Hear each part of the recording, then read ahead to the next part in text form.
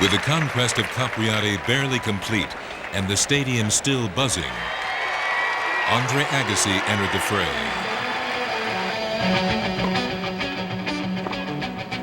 Vowing a new level of commitment and concentration,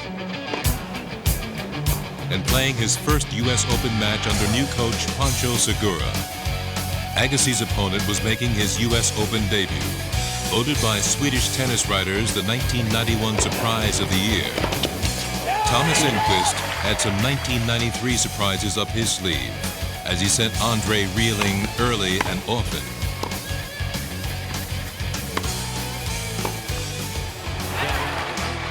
Agassi quickly fell behind 2-0.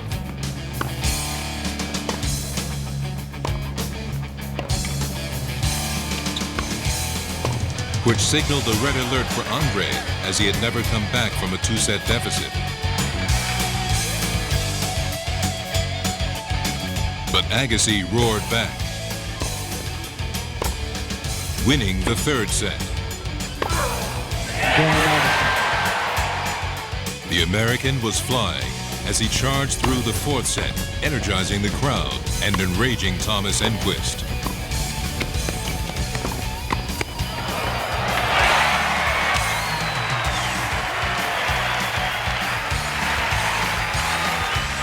And winning the fourth set tiebreaker.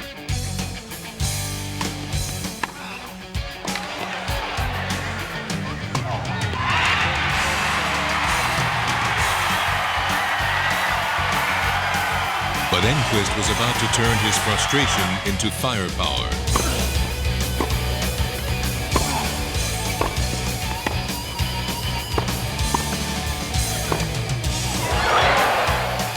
As the two men battled into the twilight, it was Enqvist who felt energized, capitalizing on Agassi's mistakes.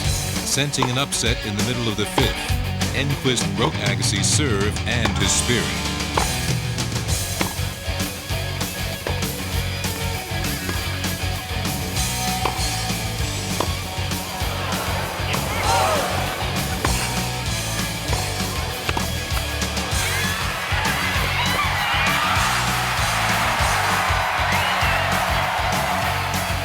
How sweet it was, as Thomas Enqvist, on only the second day of the tournament, capped a day of upsets by scattering another seeded player to the wind.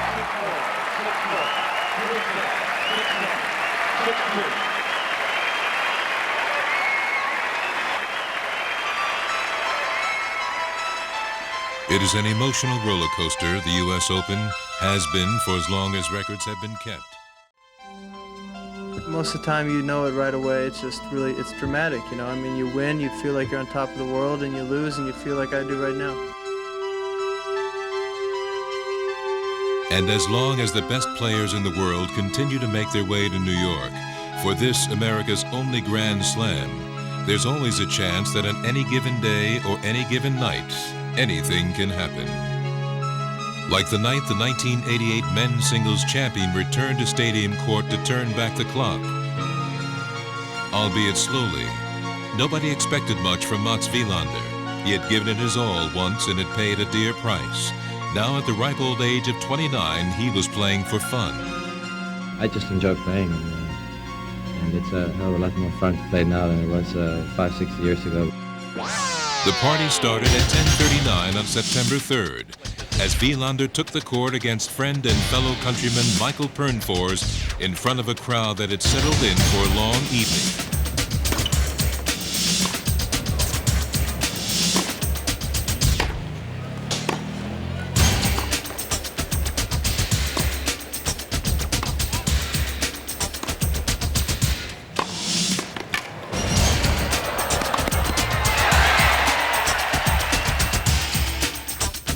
Well after midnight on September 4th, Wilander was still having fun. But now Pernfors decided to join the party.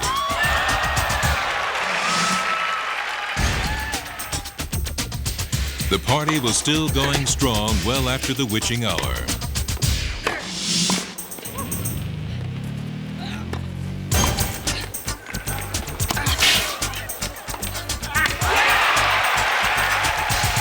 How much fun can a body stand?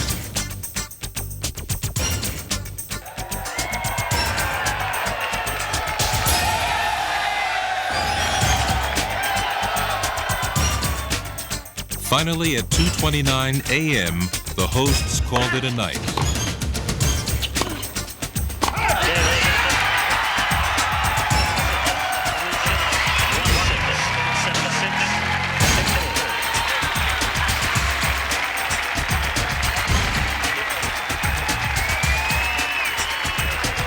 Mats Wilander, star of Late Night.